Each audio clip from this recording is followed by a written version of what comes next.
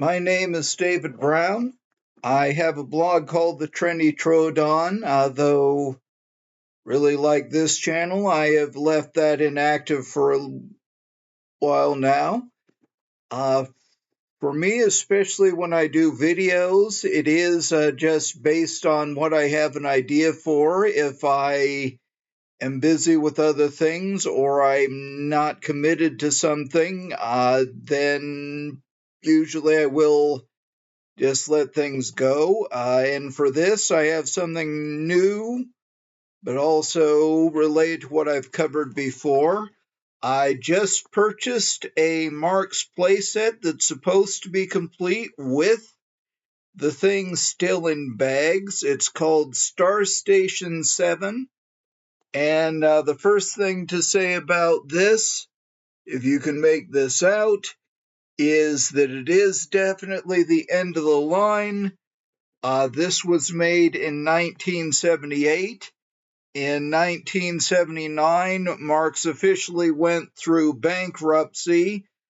So this was the last space playset you can say was done strictly by Marx. There's something else out there called, I'm saying this off the top of my head, Galaxy Command Centers. I'm sure something like that.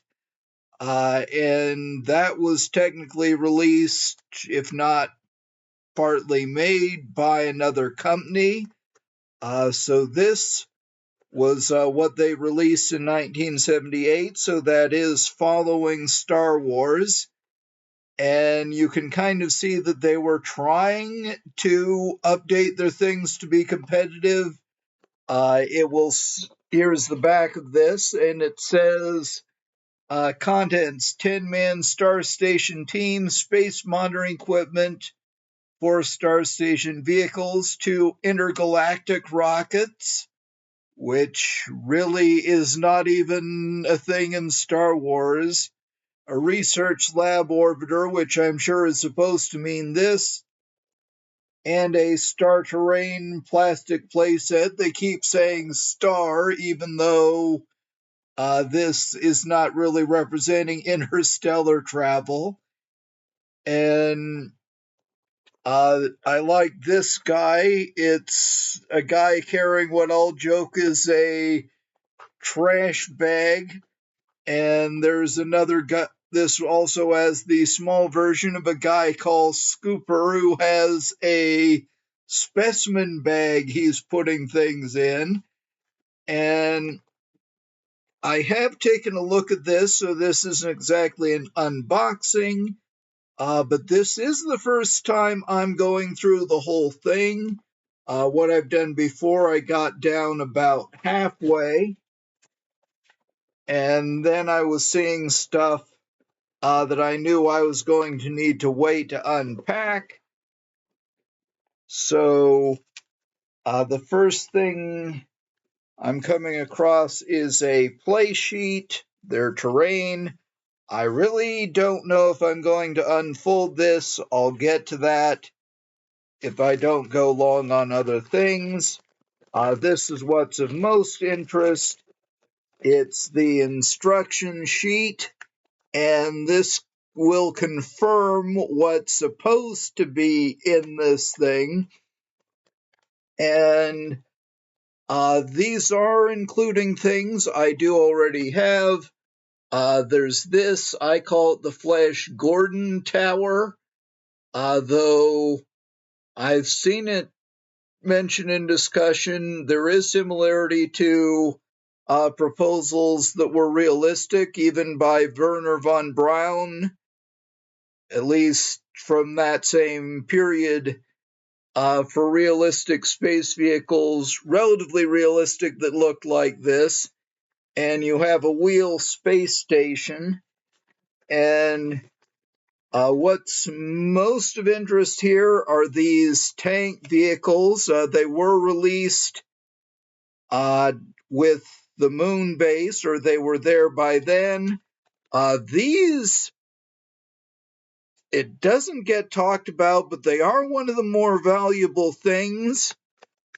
Getting a full set of them together like this, and I am satisfied there's a full set here, would be a good find. I mean, I've seen individual tanks priced for $20 to $30, and the big thing is, if you go looking for these on eBay, you might see one or two, maybe 3 to 5, but there aren't a lot of them on sale at any given time. And I've branded before, especially when I talked about the Campus Cuties line, that is the biggest indicator of rarity, when it's hard even to find it listed for any price, even if it actually is otherwise a low price. And it's also the accessories. There have been reissue sets recently. The sets I have don't actually have the things here, and this is the one that's probably going to be rare. It's a Morse code signaling device. So if it can actually be assembled and works, that would probably be a pretty high value, though I'm really at this point undecided on it. And looking at this, what I'm noticing is that there's not a lot of hype for it. It just gives descriptions of the things. Your set is supplied with 2 sizes of carriages and axles. Use the large units for the prime mover. And it says how to assemble what they just call balloon tires. Yeah, so I think it does kind of make sense. This is the instruction sheet. If you're looking at it, you already bought the set. This is some accessories. This is the Morse code sheet. This is part of the trailer. These, I think, must have been frames holding the axles for the wheels. And these are the astronauts. It was sold to me as in sealed bags. You can see someone was kind of starting to tear at it, but it didn't come open. To me, I'm debating whether to unbag any of these things if they aren't already open, but with these, to me, it's not a big deal. I already have a reissue set that has more of the sculpts than are here. What you can see is that they have a box, and it's supposed to be carried by 2 of the astronauts with ring hands. And then they have 2 boxes, and I confirmed at least 4 of the ring hand guys, so that's really using up a lot of the sculpts as advertised. It is 10 of these astronauts, which is really a bit small for a play set. And here is where we're getting at the interesting things. This is a bag that was already open with the tanks, or whatever you call this one. It has these axles that move up and down, which is a pretty realistic configuration, and it seems to be pretty big. It looks like it would be 2 or 3 decks. They do these bubble things on top that are presumably supposed to be like a cockpit. This is bigger than on the other vehicles. And here is where you would attach a trailer. I'm sure that's further down in the box. And these are the other 2. You can see they're smaller. This obviously is just done like a tow truck or some kind of crane. Here you can see one of the bubbles and how it compares to this. On this one, it is definitely bigger. And this is another one. It's a bulldozer, and it actually is like a bulldozer. One thing, this just wiggles back and forth, but there is a place where the plastic sticks out and space on the blade also, and if you drop it, it will just catch and not go all the way down. And this is going a bit further along. I might be hurrying this up. Okay, now this is the big ticket item here. This is a trailer, and these are the rockets. And I believe these are the same sculpts as they were doing in the 60s with things like Operation Moonbase. The plastic looks a little different to me. It might be just catching the light differently, and it's probably not going to really be visible in the video. This has stages, and it's pretty realistic. It has the fins, which really isn't realistic if you're launching on the moon or any body, of course, without atmosphere, though it's not completely fanciful either. This will go in the trailer, and those instructions might be explaining how you assemble it. Yes, I'm not seeing a clear explanation what this bit does, but there is a second white part here. This is definitely part of the hitch.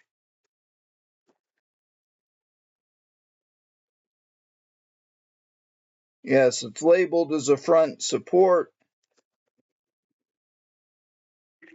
Okay, I think the way this works, there is a hole here, actually a square, and there's a peg here.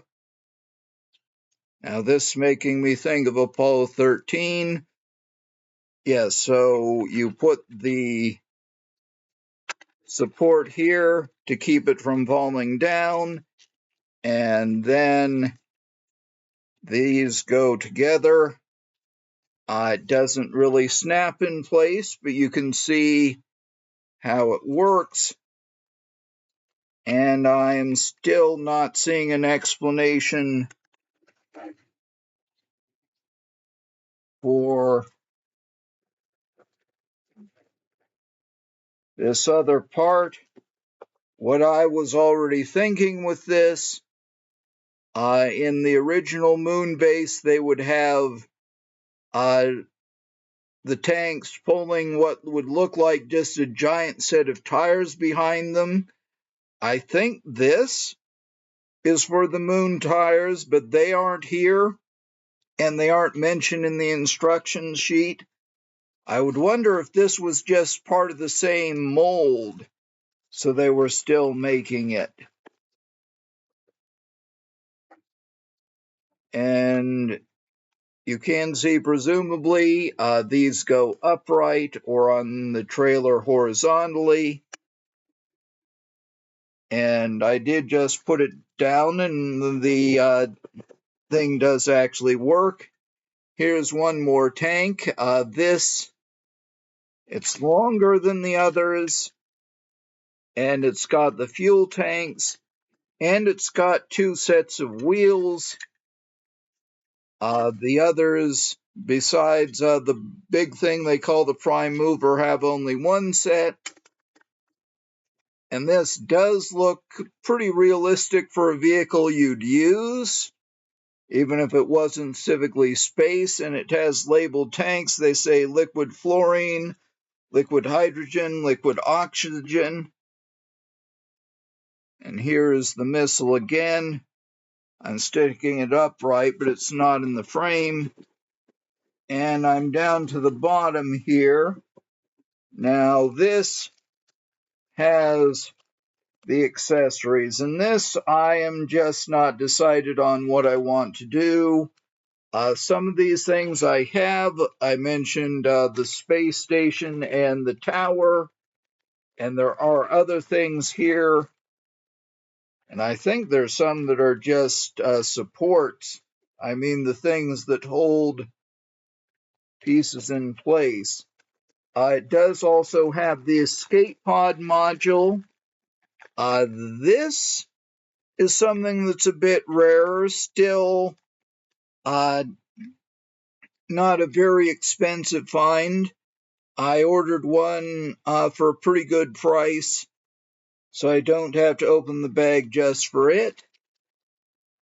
And you can see here, well, it might or might not show in the camera, the back of the Morse code device. And you can really see whatever mechanism there is not part of this. And how it goes together is not really clear from the instruction sheet. If I open this for anything that's here, I think it would be to put the Morse code clicker together. I'm finding the part that would have the plunger, and I'm not seeing that there's a spring here. What I'm starting to suspect is that the Morse code clicker was no longer entirely working, though it does say assemble signal blinker by inserting code card into insert as shown. And the insert does have stripes, so maybe there is not actually a further mechanism. I could see where if this was folding, then it might go from the white to red. If anyone actually has one of these things, you're free to tell me. Here again, you can see the stripes. And the thing about this set, they are out there for pretty cheap prices. The main thing that's interesting is seeing just how big these things are.